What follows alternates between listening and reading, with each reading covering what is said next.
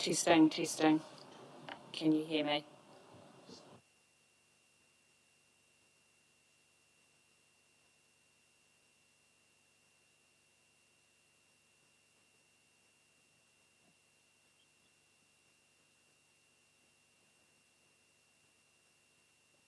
Two stone, two stone.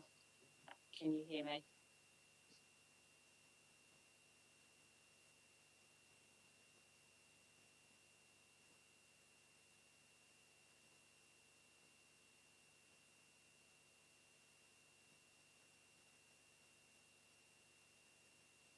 Two stone, two stone. Can you hear me?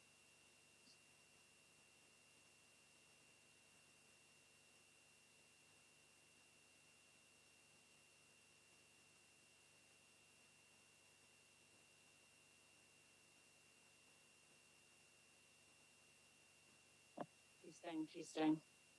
Can you hear me?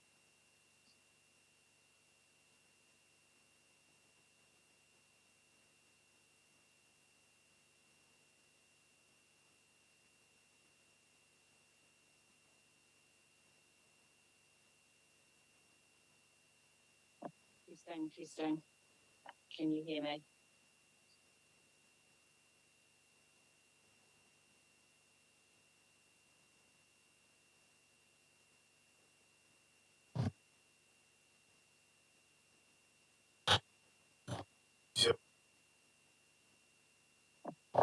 Keystone. Can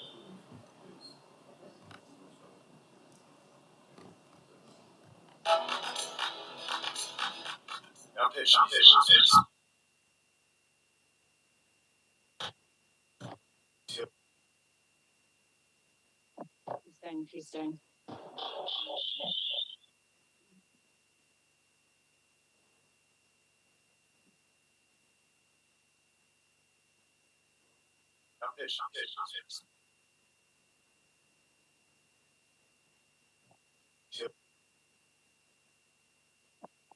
Keystone. Keystone.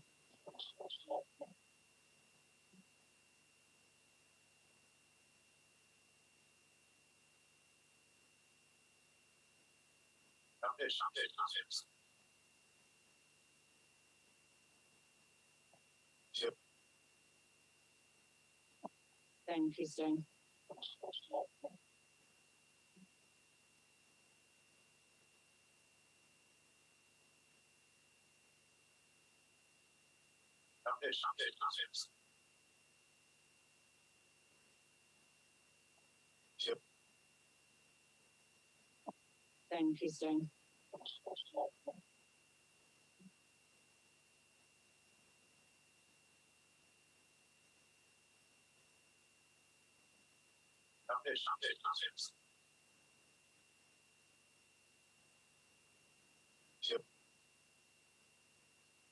Keystone. Keystone. Keystone.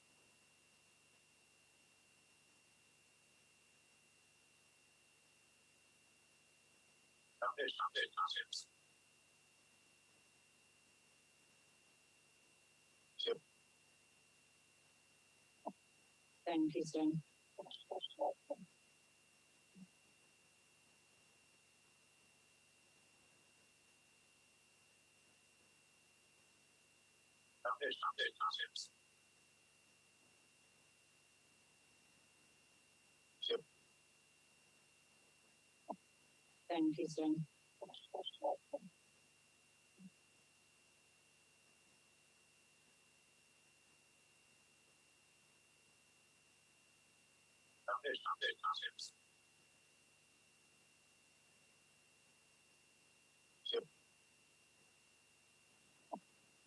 Keystone. Keystone.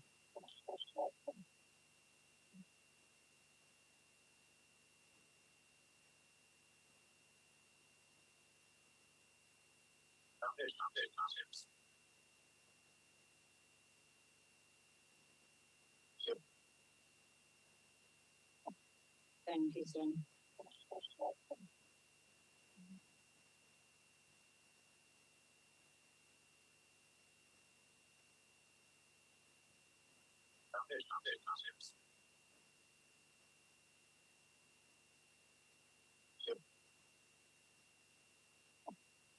Keystone.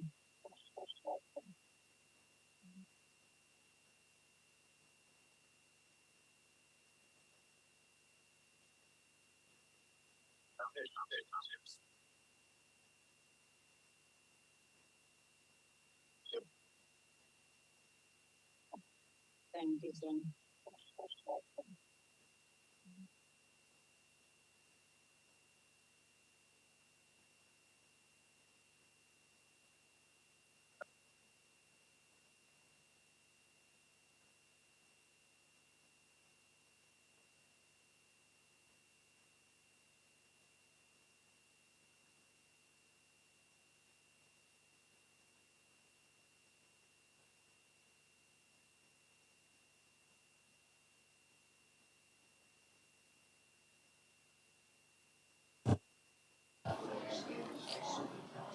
Test number 1.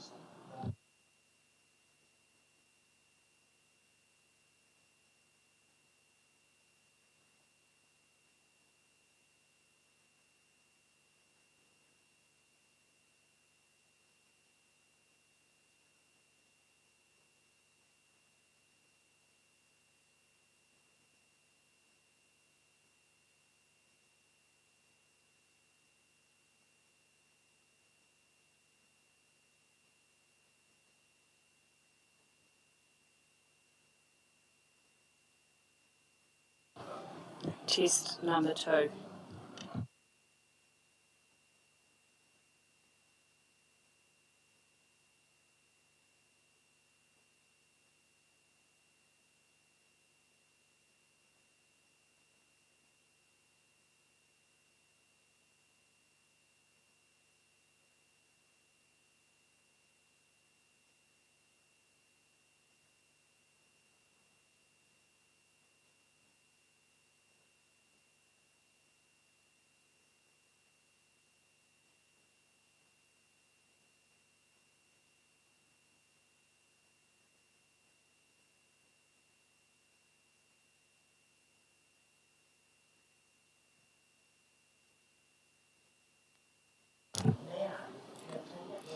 Kia ora koutou everyone. We're going to get started. I had this vision last night of kind of, the masses of people across the Horowhenua that would want to stand up and be the leaders for the next 3 years, leading kind of the bold and courageous decisions that need to be made. And so it's lovely to see 6 of you.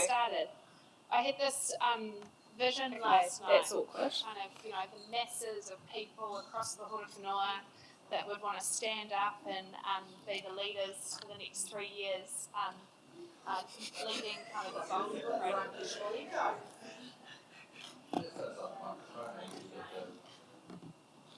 We might just be trying to make a point.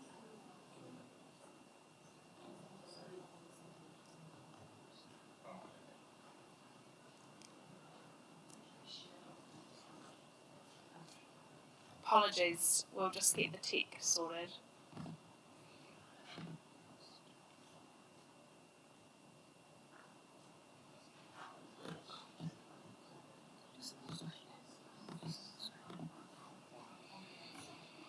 Okay.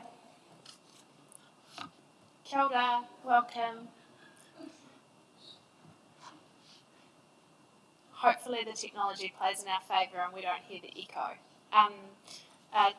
Tēnā koutou katoa. For those of you who don't know me, I'm Monique Davidson, Chief Executive here at Horowhenua District Council, and today is my 3-month anniversary. I've passed the 90-day mark. Wait, not quite. Were there 30 days in each month? Let's figure that out. So look, welcome to. Yeah. Yes. Well, maybe. Welcome to a pre-election candidate briefing. The purpose of this evening is to help and support those people who are thinking about standing for council, to make sure that you've got as much information as possible about the process, and you're going to hear later on about from Warwick kind of some of the rules of the game. But before we get into that, I'm going to talk a little bit about Horowhenua District Council, where we're at, and emphasising, I suppose, some of the key points that you should be thinking about if you are considering running for council, what that might mean in terms of the commitments and the skills that you should be considering. Council has a really clear vision, and one of the first things that the new council will need to do is check that vision relates to the vision of the elected members that our community will democratically elect. But when I reflect on that vision, I see a story about partnership, I see a story about our whenua, and I see a story about ultimately our communities and neighbourhoods being in a better place than they are right now. conscious that I could be talking to people that have already done their research, you've already read the pre-election report from front to back and again. But we're sitting at about a population of 36,000 people, and we're estimated to grow to 63,000 people by 2041. That's significant growth. We need 11,000 new homes to cater for that growth, and we expect that our median population age will be about 47 come 2041. And those are important things that you should be thinking about as you start to consider kind of what's important to you and therefore what you think is important to the community. Just a reminder in terms of our member representation, we have 1 mayor, 2 Kirikiri ward, 1 Miranui ward, 5 Levin ward, 2 Waipehu ward, and for the first time, which is pretty exciting, 2 Māori ward. And then we also have the Te Awaho Folkestone Community Board, where we will be seeking 5 members. And you can refer to kind of the map, but also the representative calculations within the pre-election report, which is in front of you. The community outcomes are essentially, they're what support our vision, and they are what connects, for us as an organisation, our why, and ultimately drives our work program. And so the community outcomes for Horowhenua District Council and ultimately our community is about a vibrant economy, it's about having an outstanding environment, fit-for-purpose infrastructure, partnership with tangata whenua, and strong communities. The purpose of the Local Government Act is really clear about our role in promoting the 4 well-beings, being the social, economic, environmental and cultural well-being. And I'll talk soon about the government reforms and the Future for Local Government review, which puts even more emphasis on the need for councils to be enabling community wellbeing in their work. If you're thinking about standing, here's a bunch of documents that you should read either before you get your nomination in or once you've got your nomination in. Our long-term plan, our 2040 blueprint, our growth strategy, our financial strategy, our infrastructure strategy, and our community wellbeing strategy.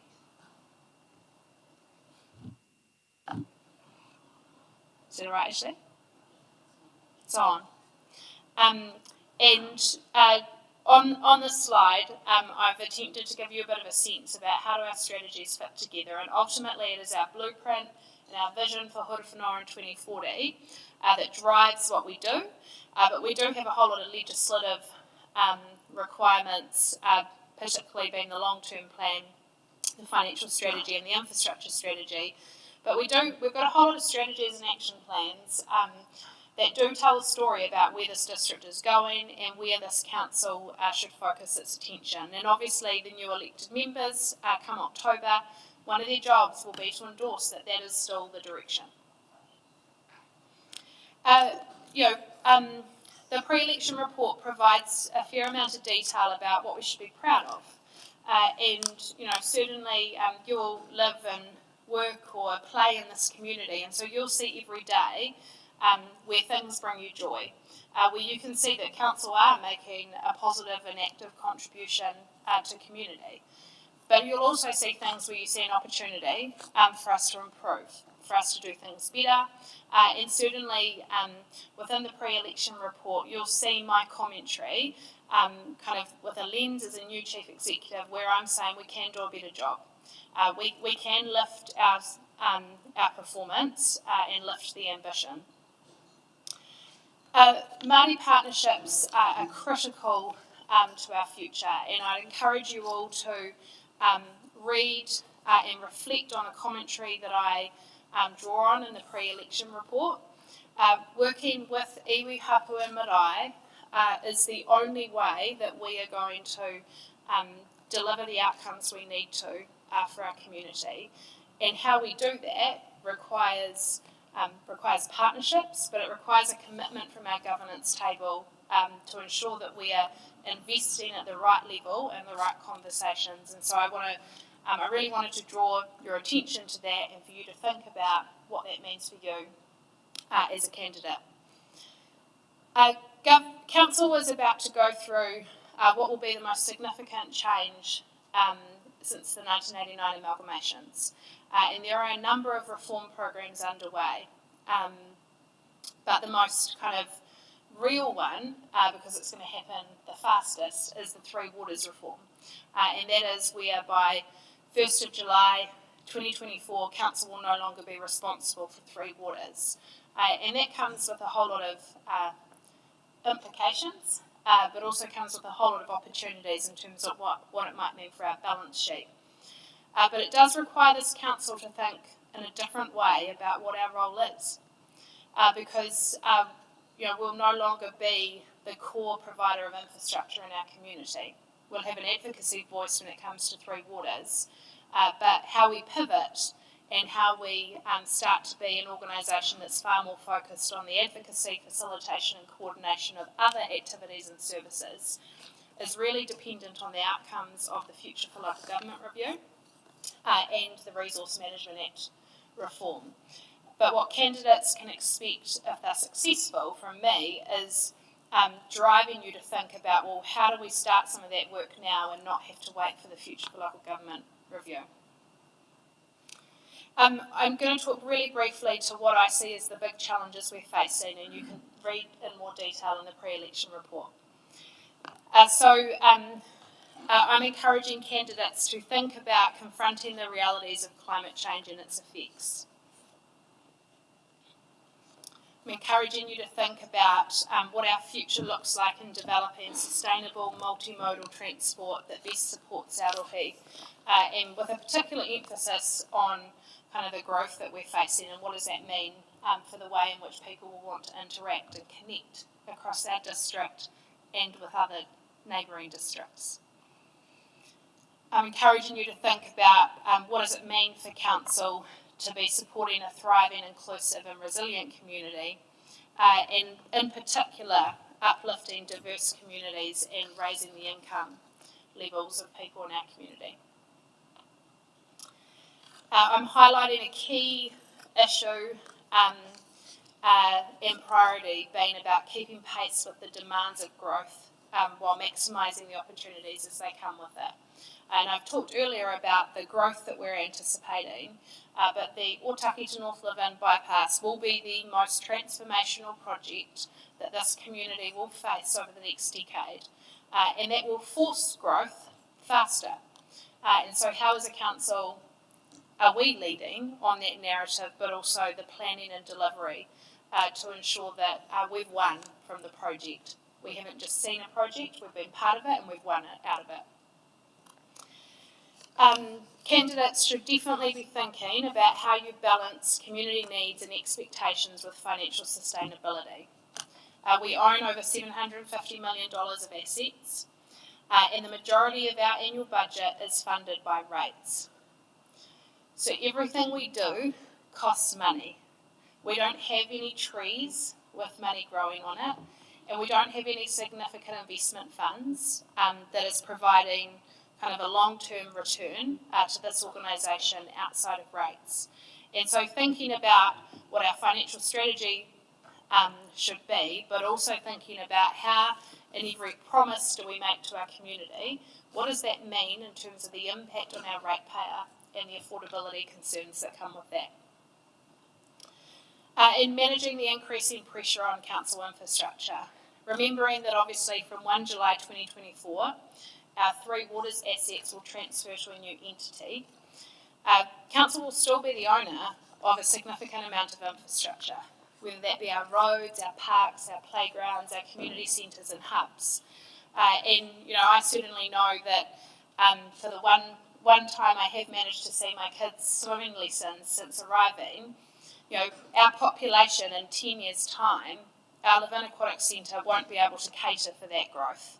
We need to think differently about, well, what is the infrastructure requirements in 20 to 30 years' time? What will junior football or junior rugby look like in 20 years' time with a different population, and therefore how can we cater for and provide the infrastructure to enable that? And then, of course, how we better manage our waste. And so, at the time of writing this report, we still don't have a decision on the future of the Levin landfill. And I'm highlighting to candidates that whether a decision is made before the election or not, how we better manage our waste as a district is a critical conversation that the new council are going to have to face. And that's everything from our service delivery, from rubbish and recycling, to what is our vision for waste, and therefore what does that mean for our assets. I just want to touch really briefly on our financial strategy. Our key financial goal is to manage growth while living within our means, and that means that our financial strategy attempts to achieve a balance between affordability of rates, minimising our debt, but making the best use of capital spending.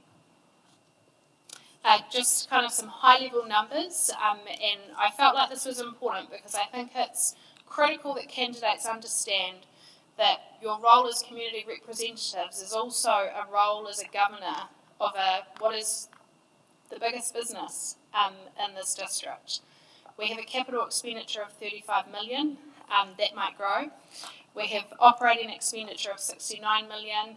Our borrowings, we can borrow up to 225%, but we're currently sitting at 163%. So there is more room to borrow if we want to borrow. And obviously with Three Waters reform, all the debt associated with Three Waters assets will transfer to a new entity. So our debt to income ratio will change, as will our debt profile. Our annual plan, which has been recently adopted, includes a 7% average rates increase. And our rates income through an annual cycle is $47 million, and that's 75% of our income. So you can see how reliant we are on rates to deliver our business. And our gross debt at the moment is $119 million. The best way that you can be prepared for the election is to be informed, and the pre-election report is an independently written and published report by the Chief Executive that has had no input or engagement from current elected members. And I would encourage you to take the time to read the pre-election report, and in particular use the prompts later on in the report where I've provided you some kind of free text space to write down your thoughts on, well, what does that mean for you as you start to craft your position and thinking. So kind of stepping away from Horowhenua District Council and just more broadly talking about local government, what are we? We're a really complex business. We're underpinned by more than 125 bits of legislation and, responsible for all things in developing the strategic direction of this community, determining the services and activities that council undertakes, managing regulations, upholding the law, developing bylaws, policies, advocating on behalf of this community to central government and other authorities, monitoring and managing our environmental performance through the district plan, and making sure that we're connecting to community and ultimately that our community is engaged and involved in the decision making of council. We often talk about, traditionally when I first arrived in local government was about roads, rates, rubbish and red tape. And we are that, but we're way more. Local government is actually about placemaking, it's about stewardship of community conversations, and I would encourage you to think about what that means for you as a candidate. It's a really big deal. It is, it takes a strong commitment. It's not a 5-minute job. It's not a half a day a week job. It's not to be taken lightly. It's a really important responsibility because not only are you representing and leading the district, you're an advocacy leader, but you are a governor. You hold a significant governance responsibility, and you'll be able to read more about that in the candidate handbook, and I'm sure Warwick will kind of allude to it as well. There is a difference between operational and governance roles. So elected members, you're responsible for determining the local policy and defining the overall vision for the district, and you make decisions, but you make decisions that aren't operational decisions. And I think that for anyone who hasn't been involved in a governance role before, I'd encourage you to do as much reading or Googling as possible about what is a governance role in council. Council officers, so the staff of the council, are not employees of the elected members. So council employs one person, being the chief executive, and then the chief executive employs the staff in the organisation. And so elected members guide the chief executive, provide direction and mandate to the chief executive, and then it's on my shoulders to bring that vision and mandate alive within the organisation. You'll have to balance a number of competing interests and wear a number of hats, and already I would encourage you to think about, if you were successful, what are the conflicts of interest you'll need to declare, and what groups or organisations or businesses are you a part of where there may be a conflict of interest, and how you would deal with that conflict of interest, and whether that will preclude you from any decision making into the future. I'm going to skip that, and I'm going to skip that. I probably wanted to emphasise this. What can you expect if you are elected? So you can expect there'll be a really comprehensive induction and training. It will be provided to all elected members.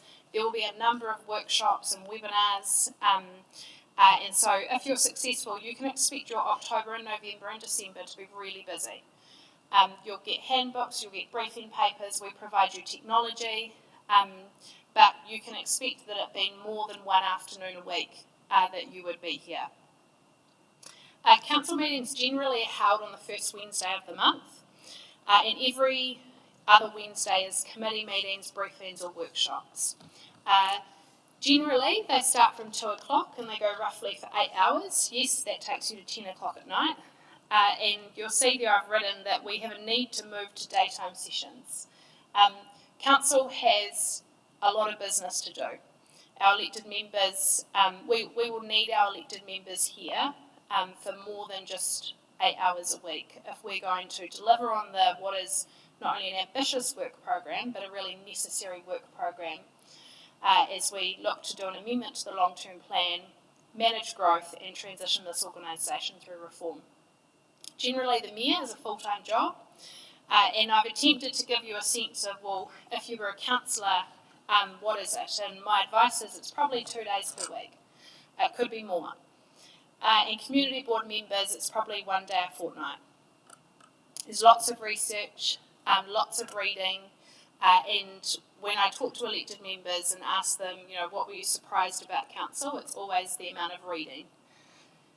But there is flexible work, so that flexibility around days and nights and weekends. And of course,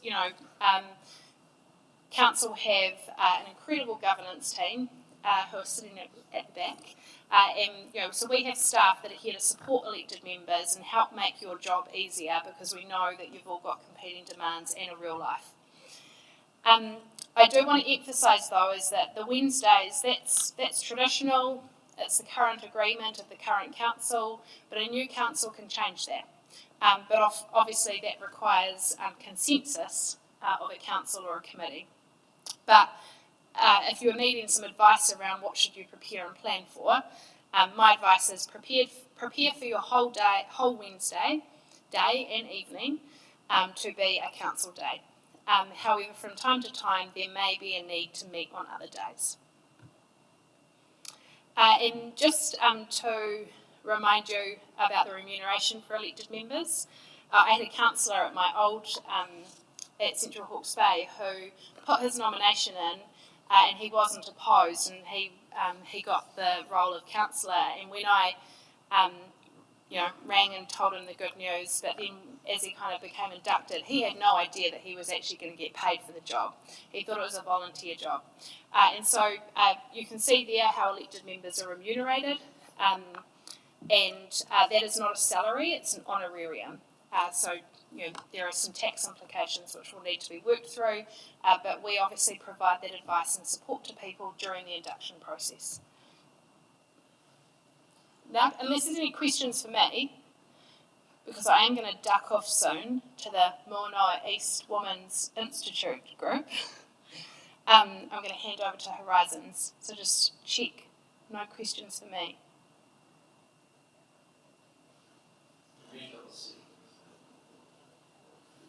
Every Wednesday.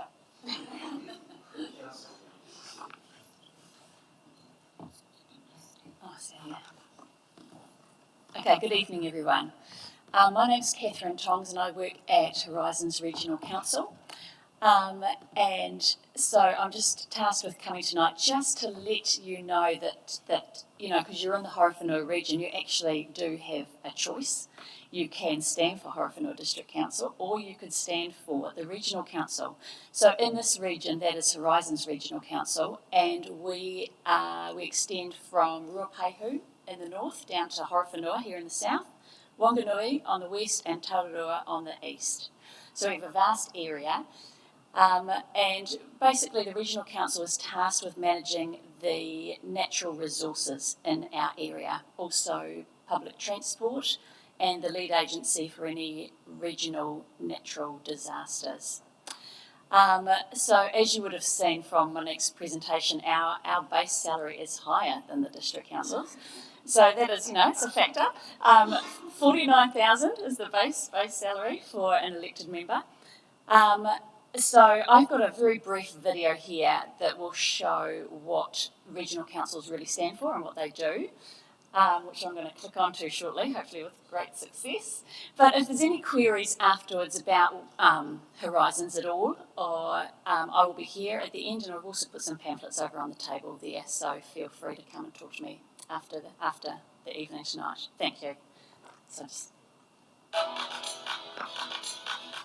Our pitch in New Zealand is very special. I want to get involved in making sure that it is farmed sustainably to the benefit of our environment and future generations. I love taking my family down to our favourite swim spot during summer, and I'm keen to play a part in decisions that directly relate to water quality. I have ideas about how we can control plant and animal pests across our region and enhance our biodiversity for the enjoyment of all. My community directly benefits from Horizons flood protection and passenger transport services, and I'd like to represent their views. Here's how it works. The Horizons region is made up of 8 constituencies, with 14 representatives, one of which will be elected as the chair. A constituency is the area and people within that area a councillor represents. A councillor's job is to be the voice and advocate for their community's needs. There is one representative for each of the Ruapehu and Tararua constituencies, 2 to represent Horowhenua, 2 representatives stand for Manawatūra and Tike, 2 for Wanganui. There are 4 representatives for the Palmerston North constituency.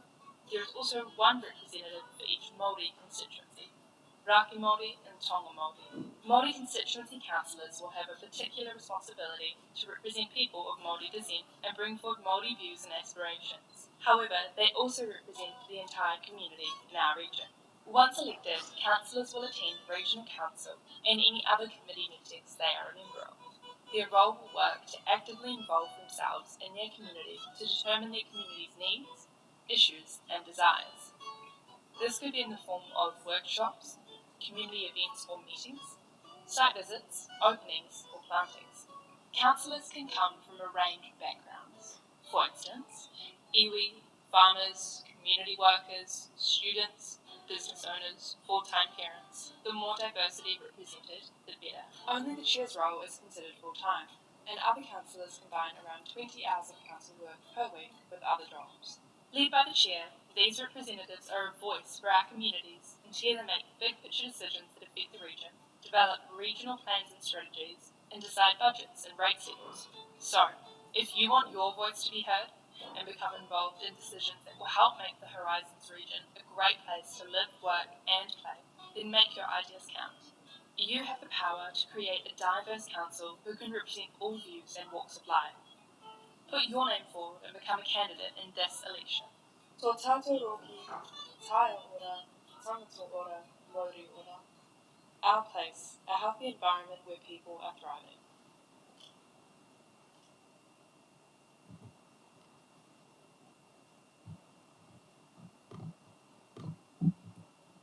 Okay, are there any questions for Catherine?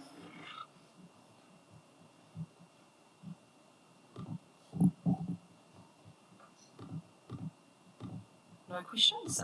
We will hand over to Warwick.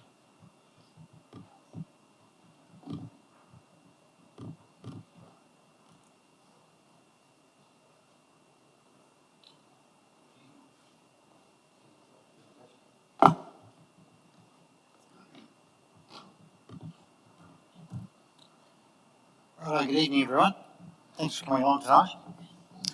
I've got a presentation to shoot through. I've got about 45 slides. I love PowerPoint. I'm going to read every single word on every slide. Death by PowerPoint. Not. And the easiest thing is I'm not very good with lecterns, so is it alright if I stand here? I'm not in your way, Sam, you okay? And you can hear me all okay at the back? Great, alright. Maybe. If you slowly thingy will work, perhaps not. With that one? Okay, sweet. Rightio. So there we are. My name is Warwick. I'm the electoral officer for Horowhenua District Council, along with lots of other councils, and Ashley is the deputy electoral officer who is looking after the nominations. So these are all the councils that I work for. I've been doing this a long time, 36 years to be precise, which makes me a bit old, being around the block.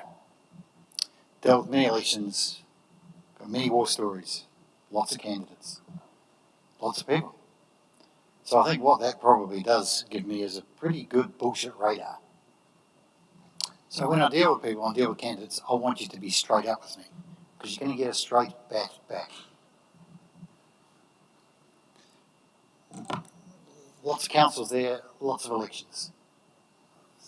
39 councils that are electoral officer for, plus 6 regional councils. All of those voting papers for those councils go to our processing centre in Christchurch. About 725,000 votes over the 3-week voting period. We do about 200 elections a year, in addition to the council elections. We've got 46 on the go at the moment. Doctors, lawyers, teachers, accountants, iwi trustee elections, treaty settlement polls, lots of agri-sector elections, Frontier Board of Directors, FMG, Romersdown, Balance, Farmland, Sylvan Farms, Alliance, all those guys. All of those elections are online or postal and online combined. Council is the only elections I do where it is entirely postal. Hopefully it might change one day. Based in Christchurch, I live in Tauranga, but I'm born and bred in Martin, and spent a lot of time in the Manor too. Went to school at Palmy Boys and Massey University, so I know this neck of the woods pretty good. What's council about? Chocolate fish for anyone who can spot the deliberate mistake on that slide. Going, gone. Same photo twice. Monique's already put the slide up, so we won't go through it again. But as Monique did say, a complex business. 41 pieces of legislation specifically for councils and another 60 odd mentioned. And this is the most important slide. Monique's already talked about it, but it is a big deal. Please don't take it lightly. If you go away tonight, this is the most important thing to remember. By example, Monique talked about how much reading is involved as an elected member. My other councillors tell me that for every hour of meeting, it's about an hour of reading. So when she said your meetings are 8 hours, there's probably 8 hours of reading time beforehand to get up to speed before you get there. Okay, we'll talk a bit about the elections. I'll skip through some of these slides pretty quick. My role, election officer, is to make it a level playing field for everyone. But what I don't do is get involved in the political space, the campaign, what you might say in the politics and what you might say about each other on social media. Or blame Mr. Trump, who's shown people how to behave badly on social media and campaign in a way that can be quite personal. It is what it is. That does happen. And in the campaigning space, I don't get involved in that. If someone calls you nasty names on social media, don't complain to me. Outside my sphere of caring. It'll happen. These are the key dates in the Canada Handbook. Make sure you have a good read of that. Of course, nominations have already opened. Close in next week, Friday the 12th of August, 12 o'clock. Not 1 minute past 12. Please do not leave lodging your nomination till the last minute. I'll probably say that 5 times in the next 30 minutes. Because if you do, you bring it in the last minute and something's not right with your nomination paper, if you haven't got it fixed by midday, too late. Has happened many times before where someone's rocked up with 10 minutes to go thinking it was all sweet and their nominator wasn't on their electoral roll. Not a candidate. Okay? And of course, signs can go up on the 8th of August. I'm dealing with 39 councils. They've all got different hoardings policies. Dates of signs are all over the shop. Some are 3 months, some are 2 months, some are 6 weeks, some are 4 weeks. I have a great trouble trying to keep track of them. But it is what it is. Here, 2 months. Can't go up till then. And Monique showed you the slide as well of the elections that you can stand for. Exciting time with the Māori ward, first time round. Lots of opportunity. Lots of interest around the country. We've got 33 councils that have put in Māori wards or Māori constituencies this time. And on the voting papers, Horowhenua's order of candidates is alpha. And Horizons is random. Most councils are actually random order. 73% councils are random this time around. Horowhenua is alpha. This is what it is.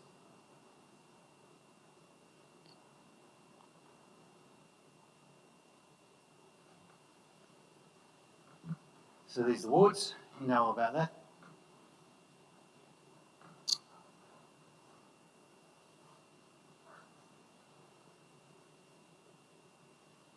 Quite an important slide. Got to put your nomination documents all in together. Can't give Ashley your nomination paper tomorrow and go, I'll send you my profile next week. She won't accept it. Everything in together, all at the same time. Nomination paper, profile, photo, evidence of your citizenship, $20 deposit. We don't need to keep a copy of your citizenship evidence. We just want to see the passport or the birth certificate or the certification letter from DIA, just so that we know that you are a New Zealand citizen. Yeah, question, thank you. Fire. Just getting clarification of the third point down, must come into the HDC office. Don't have to. And in person, but a scanned copy of the passport with the scanned copy of the application and everything can all be emailed. Yeah. I don't need to come back. No. Yeah, I'm trying to deliberately mislead you there, but no, it's not. It can be, well, and most people will send them in electronically. 75% of our candidates last time did it scan and email. Dead keen on that. And you can pay your deposit online. Some people won't accept a scanned copy of the passport. I don't care about, we don't care about we don't want a scanned copy of the passport, we just want to see the image of it. At the end of the day, it's your responsibility as a candidate to ensure you're a New Zealand citizen. It's not mine. I'm just helping the process by checking that you are, so that if you weren't and you got elected and found out later and had to resign and have a by-election, I'm trying to stop that. Because that's happened. In fact, that's happened here, as you probably know. many moons ago. So we don't want to go down that road again, if we can. It's, yeah. Most of the bank account. Yeah. Do you know if that's in this book or It's on the back of the nomination paper, even better, which I'll show you shortly. So you can pay it online. When you do, I want you to switch that transaction receipt into a PDF and attach it. We'll print it out. Or take a screenshot on your phone, just so that we can see it, so that Ashley can track it in the bank account and find the $200. Okay?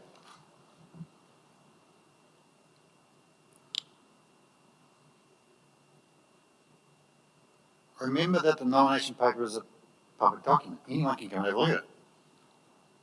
So your nominators and seconders' details are going to be in the public domain.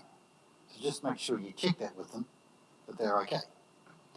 Your details as a candidate will go on a candidate contact list, which we'll then put on Council's website the week after nominations close, and anyone can see it. So all of your contact details will be there, unless you tell us to redact some of it, which you can. But at the moment, whatever is on the nomination paper will be there, unless you tell us otherwise.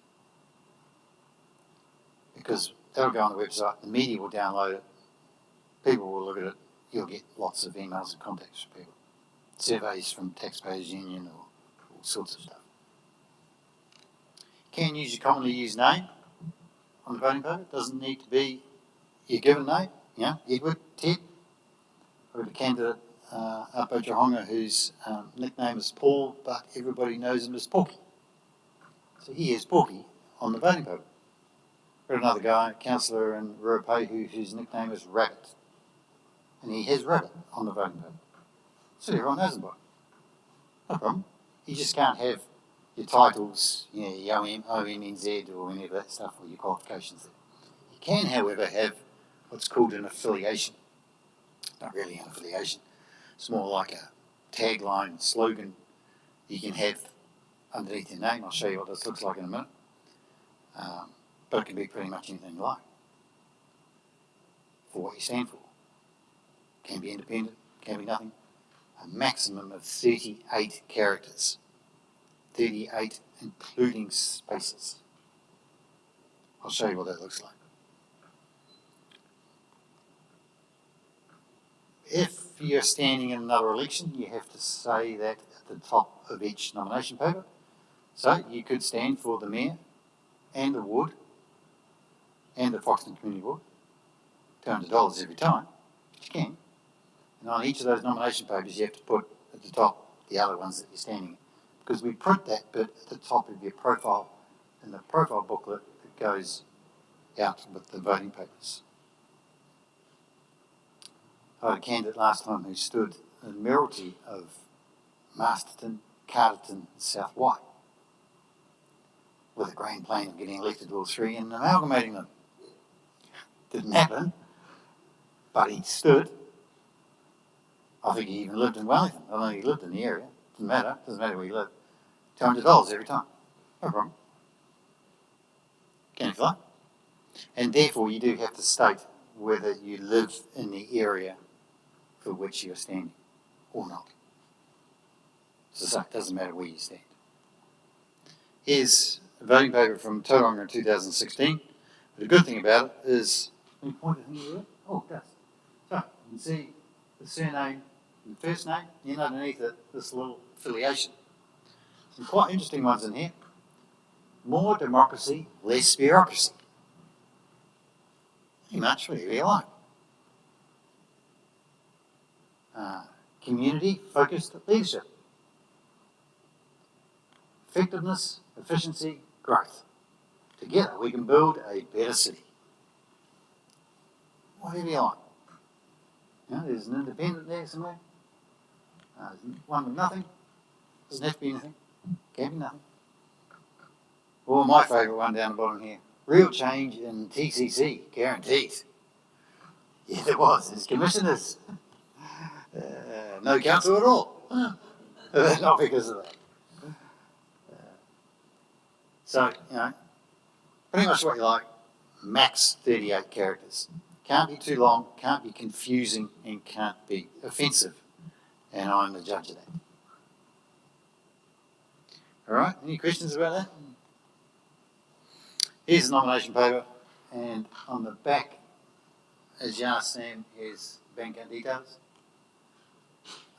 for where to pay your deposit to and what to put on it. Pretty straightforward. So I said before, you've got to be a New Zealand citizen, got to be on the parliamentary electoral roll somewhere in the country. Nominated and seconded have got to be on the electoral roll in the area that you are standing. So if you're standing in the Māori ward, your nominated and seconded have to be on the Māori roll, but you don't have to. You can be on the general roll. Non-Māori can stand in the Māori ward just the same as Māori can stand in the general wards. Can't stand for the regional council and the district council at the same time.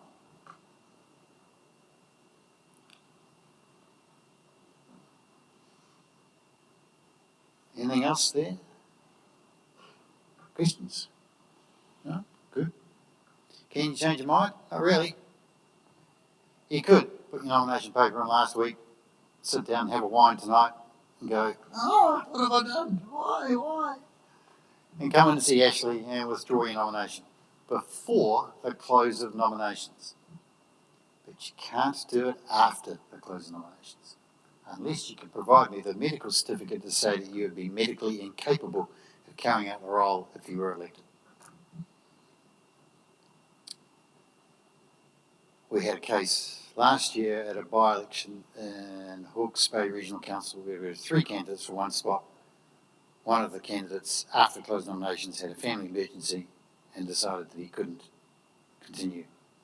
Wanted to withdraw. Couldn't. So he had to run a Don't Vote For Me campaign, which is, and it's happened quite a few times before. People run a Don't Vote For Me campaign because they actually don't want to get elected. It does happen. Just the same as sometimes we have people who pass away during the voting period. I had a lady last time who put a nomination in early, had a stroke on the last day of nominations. Her medical team gave me one of these certificates next week to say that she wouldn't be able to do the role. Does it?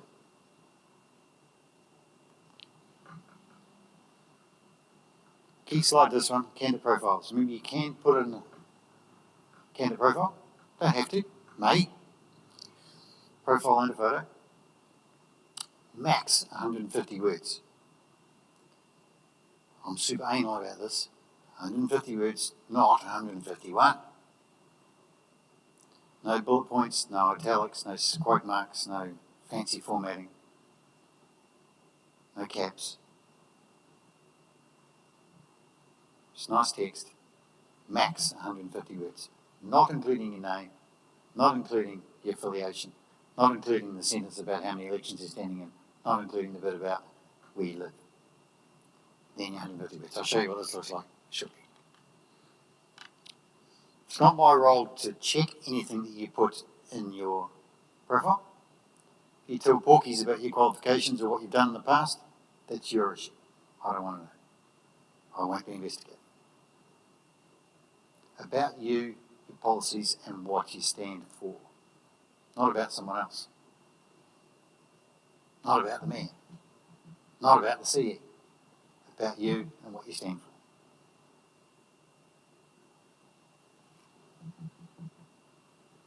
We'll put that up on Council's website a couple of weeks after the closed nominations once they've been signed off for print. Photos. Photos are always fun. Head and shoulder shot of yourself. No dark sunglasses, no hats, no pets, no parrots, no trees, no fancy things on the background, no other people. Just a head and shoulder shot of yourself, please. Taken within the last 12 months. Not your photo from 3 years ago. In your campaigning, you know, your posters and your flyers, you can use whatever photo you like. You can use your poster, your billboards from 3 years ago. You can use a photo from 10 years ago. You can Photoshop it if you want. But for the one you give me for your profile, not just taken in the last 12 months, please. Has to be a likeness. If Ashley has looked at the photo and goes, doesn't look right, she'll ask for another one. Got to be a current likeness. We'll check this, don't worry, we will. Colour is our preference. Can be black and white, everyone else will be in colour. We'll crop it to the right size of your head and shoulder shot, so don't worry too much about how big it is. It's more about the resolution, the DPI, dots per inch. Not that you need to know about dots per inch, but your iPhone will take it at default at 300 DPI. That's the resolution that we want, because if you ripped off a photo off your Facebook page at 72 DPI, super low res, when we go to print that, you'll turn out like a fuzzy bear. And we won't want that, and you won't want that. In fact, we'll probably chuck it back to you. You can get a new one. So the higher res you can get, the better. But don't worry about the dimensions, we'll sort that out. Here's a good example. Photo taken in the last 12 months, maybe, with my affiliation underneath. Proven, dedicated, real. Sounds like me, doesn't it? So that's the format in the profile booklet. And then the sentence, our principal place of residence is, and if I was standing in an election, I'm standing in. Then your 150 words, there. Printed 2 up on a booklet, DLE booklet, it fits in an envelope, a little small one, 2 on each page, ready to go. Bit about campaigning. Sorry, any other questions about profiles and photos? We do want the profile electronic. I don't want a handwritten one, because that means we have to retype it. Retyping profiles is a recipe for disaster. Easy to get it wrong. We haven't got time to check it with you. Best endeavours. If we stuff it up, don't complain. So give us a Word doc with the profile in it, or type it into the body of the email. Not a PDF, please. Word doc or in the email, so we can copy and paste it. Easy. So no campaigning or electioneering on council premises. There's a sign on the front door that says no campaigning or electioneering in council chambers, on the council premises, on the library, or the swimming pool, or anywhere else. Can't use council resources for your campaign. Can't use council's social media audience for your campaign, because it's council's social media audience, not yours.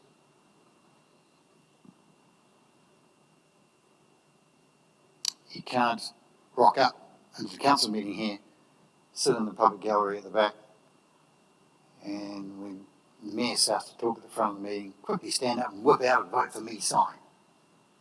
No. It's live streamed. Council's audience, not your audience. Just the same as elected member. Can't rock up, sit around the table here wearing a vote for me t-shirt or a cap saying make Levin great again or something. No campaigning around the council table. Alright?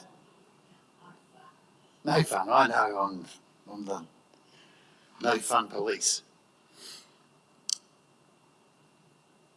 Be truthful in your advertising and your ads in the paper on that, because if you're not, someone can take you to the ASA, the Advertising Standards Authority, complain about it. They have a process for dealing with all this stuff.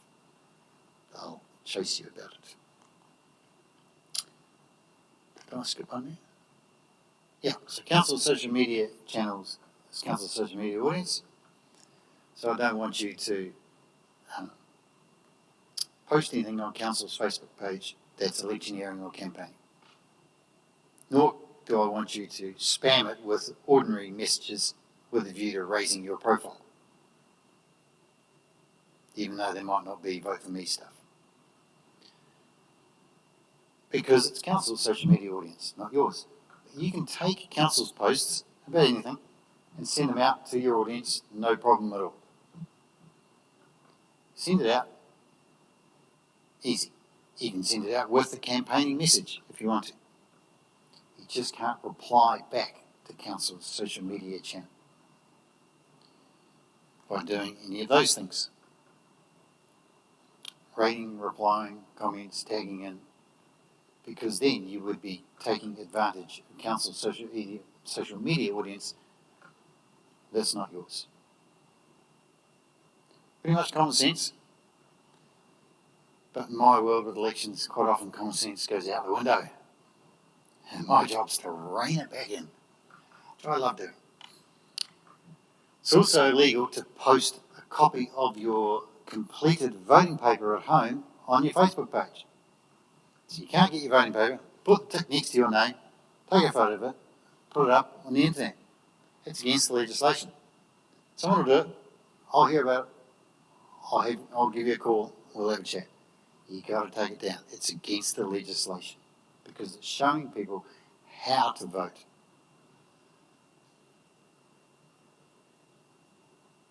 Okay? I'll show you an example shortly. If you are using Facebook for advertising, I'm not a guru on the stuff, but I think they call it boosting. You can boost ads by paying for it. You do have to register with Facebook as a politician and prove your identity, and then they'll allow you to do that and charge you accordingly. But everyone tells me pretty good thing to do. Signs. We talked about before, 8th of August, public and private land. Make sure you get the permission of the person's fence that you're going to put it on, otherwise they might take it down. One sign per candidate per site. Waka Kotahi have all sorts of rules about state highways, and they're very onerous, and they don't take any prisoners. If you put your sign up on the state highway, they'll take it down and won't ask questions. So be careful about that. And remember, the cost of the framing holding up your sign is not an election expense. Strange, but true. So the wood holding it up is not an election expense. So therefore, if I was being cheeky, there's no reason to use cheap wood to hold your sign up so that it falls over all the time. Because it doesn't matter what the cost is, you put some decent wood on it so it stays up.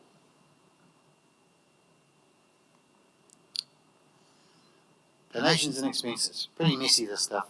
Legislation's vague at best. But what it's all about is transparency. So remember, for your campaign, you have to record your expenses between the 8th of July and the 8th of October, and also the donations that you receive. Any donation, no matter when it was, even if you got it a year ago. You've got to record who the donation is from. You can't try and hide a donation as an anonymous donation unless it is truly and utterly, completely anonymous, as in you've received it without any way of working out who it is. So if someone gives you some money and you know who it is, even if they say to you, I want to keep it a secret, you can't. You have to record who it's from and how much it is. Or you can work it out. It's all about transparency, level playing field. Fill in your return, goes up on council's website for 7 years. My role is not to investigate it. My role is just to facilitate it with Ashley, make sure you put in your return and get it up on council's website. I've got a case at the moment in another council where today I received a written complaint from someone complaining about what a candidate put in their return in 2019. Well, they didn't put in their return in 2019. I've got to pass it to the police, which I'm doing tomorrow. It does happen. People will look at it. If they think it's not right, they will complain. So make sure you get it right. I'm not going to look at it. I'm not going to check. It's not my role to check what's in your expense return. I don't want the receipts. I don't want any of the information. It's your document. You're transparent. Put it up on the council's website. Away we go. If it is a truly anonymous donation and it's more than $1,500, you've got to give the balance to the council. So who's going to do that? How can you get an anonymous donation? I don't know. White paper envelope put in your letterbox in the middle of the night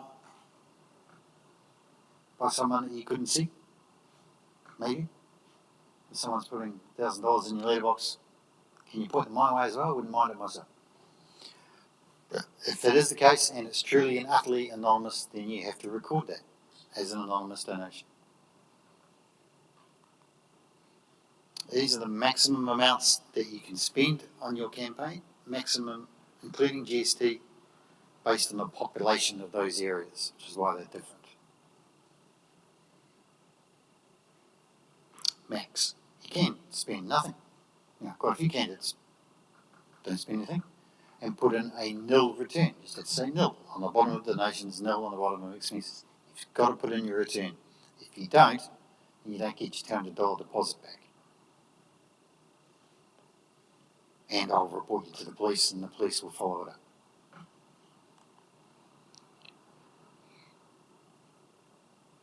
So that's all about expenses. Pretty straightforward. Read the section in the handbook. Got to record every item of campaign expenditure. Which also means that every item of campaigning has to have that sentence on it that says authorised by. Here's the candidate and your contact details. Used to require you to have your physical address, but not anymore. Can just be mobile, email, PO box, private bag, street address if you want, you don't have to. But some form of contact, website, where those details are held. Every piece of campaign material. What I mean by campaign material, every item that is what I call a call to action. Website, flyers, posters, billboards, balloons, caps, t-shirts, signs pulled by a plane in the sky. Any piece of campaign material has got to have an authorisation on it.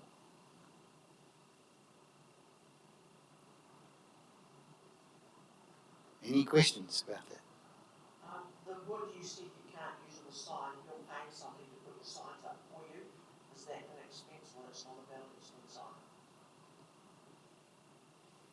If you're paying someone to put your sign up,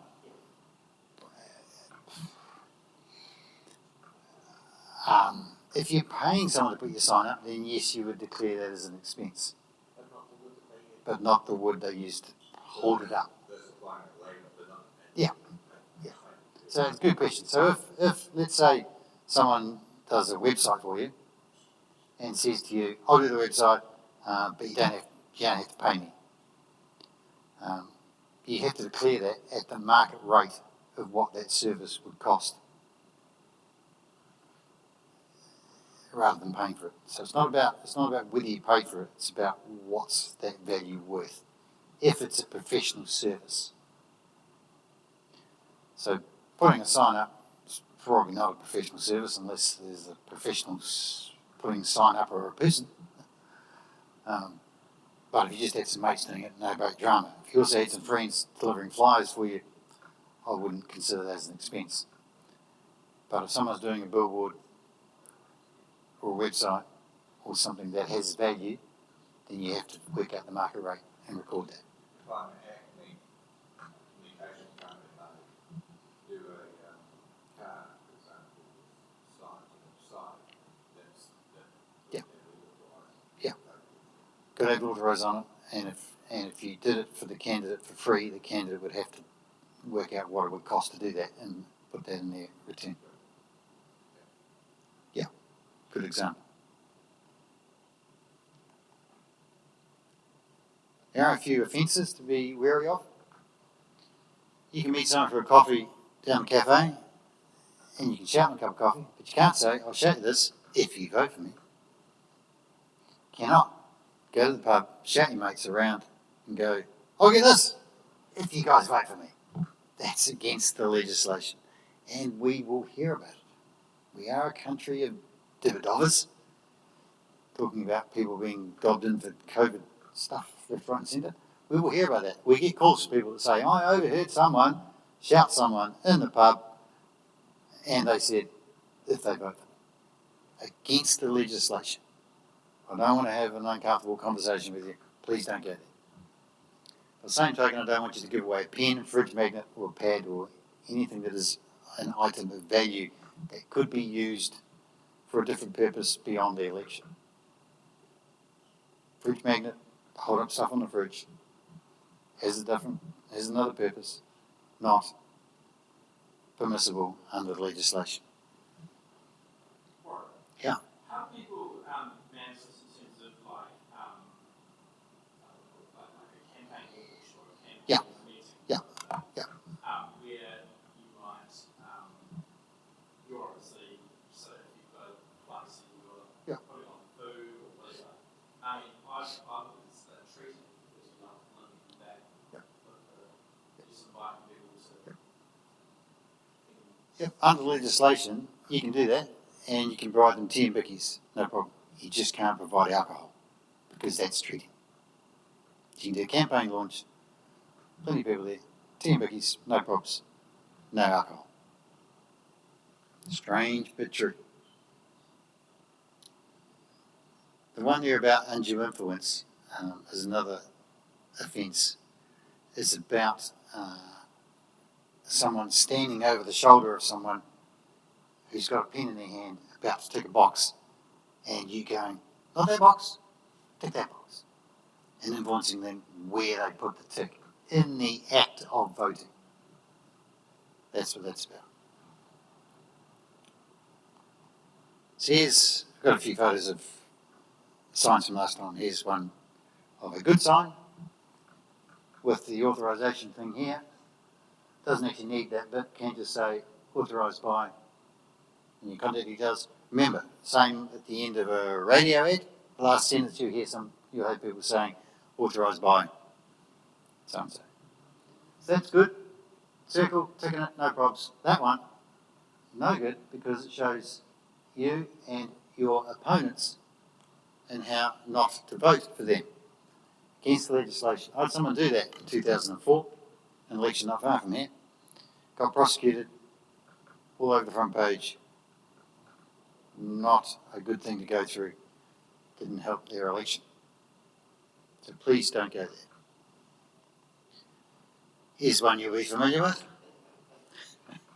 It's on the front page of the paper last time, and I got a bit of a hard time about it. Where is it? It's right inside the door, with the council logo behind it, and the council name. Sign written car, all good. Authorisation on the back, no problem. Michael, can you move it down the street, please? In the car park where anybody could park. He was a bit grumpy, but this is what it is. Here's Tina and Masterton out with their chainsaw. Stood in 2 elections, got elected to the council. Brady in Hutt City. Brady has a media company in his day job. Life-size sign of a man holding a sign. There you are, driving down the road at night. Here's Brady popping out from behind the power pole, holding his sign. Quite clever. You might remember this next one. I'll do my best, but I can't promise anything. Mark was not a candidate. He was just someone who decided to put a sign up on the first day of voting as a laugh because he thought it was funny. So did the council. So did I. I nearly rang him up and said, Mark, it's not authorised. What's going on? But no. The council loved it. They left it up for the voting period. Everybody here could laugh about it. It's all over the news. Some of you might recall a certain sign that was put up in Foxton as well at the beginning of the voting period, which was quite offensive about a candidate that the council took down within half an hour. But people do those sorts of things. Who says election officers are boring? Righto, nearly at the end. A few slides about compliancy stuff. Electoral roll, prelim roll is. You got a copy of it here, Ashley? On the room, out the front. Thick document. Yeah, one in your place. Yeah, post shop, exactly. You can purchase a copy of it, hard copy. Can't give it to you electronically. You can register with the Electoral Commission as a candidate, jump through some hoops, and pay $512 plus GST, and they'll give it to you as a CSV. but not many people do that. And then once nominations close, the same time the roll closes, so you've got till the 12th to change your address if you've moved, or your friends and whānau who've moved. Make sure you remind them to go and change their details so that the voting paper gets sent to the right address. Easy to do. Go to vote.nz. You can do it on your phone. And you can change the address straight away and it sorts itself out. As long as it's done by the 12th of August. If you don't do it by the 12th of August, then you'll have to come in and do a special vote. Come and see Ashley and the team, fill in an application form. It takes about 10 minutes. Do a special vote here and we'll get that sorted. But much easier if you can change your address before then. Orange bins. Who knows where their post box is? The street receiver. Penny probably does, he's got one outside his shop. But in general, does everybody know where the street receivers are? Hard to find. So, this time we're doing an initiative with orange bins. Elections orange bin, road cone orange bin, with a slot on the top. Cable ties on the side, secure, that we're going to put in locations around the district to make it easy for people to find and put their voting papers in. We've got actually 15, I think it is, 15 that are going around different places. Supermarkets, service stations, Shannon shop somewhere.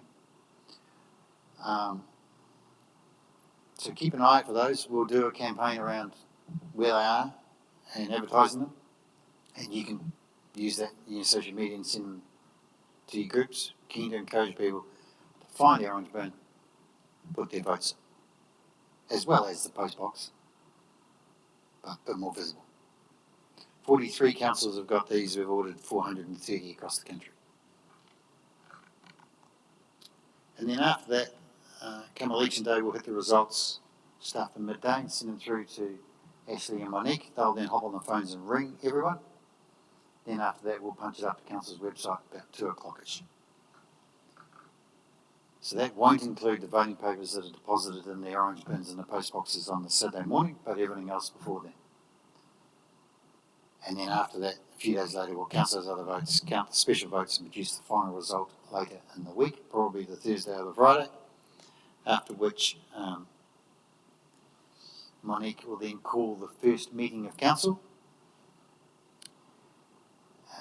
which is quite a ceremony.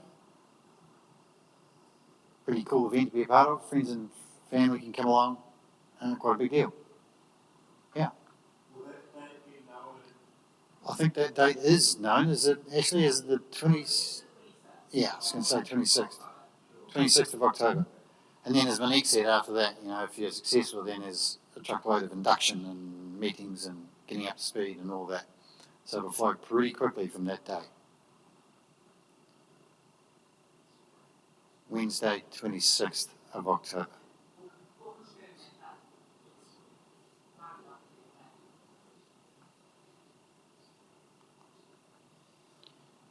And we've been through this. There's all the documents there that are on the table over the back there. So most of you have already got them, so that's good. But sing out if you've got any questions, or look at Horizon's documents as well. And here's almost my last slide.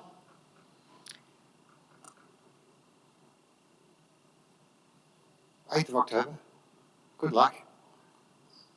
And actually, we've got the one slide with the nominations to put up. Is that right? No? Nominations page? No? That's good. So on the council's website, there's a link to a page on our site that has what the latest nominations are. So you can go and have a look at it any time, and you can see who's put their nomination in. And it gets updated when a new nomination arrives.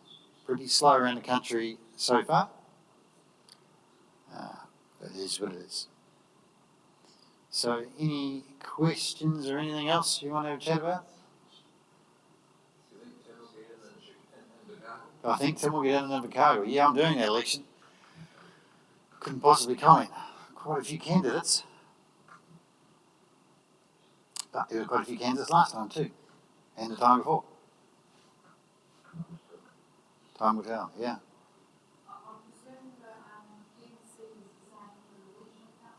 Yeah. So all of this stuff, the same rules, all of that is the same for the regional council as it is for the district council. Anything? Anything else? Want to talk about the All Blacks while we're here?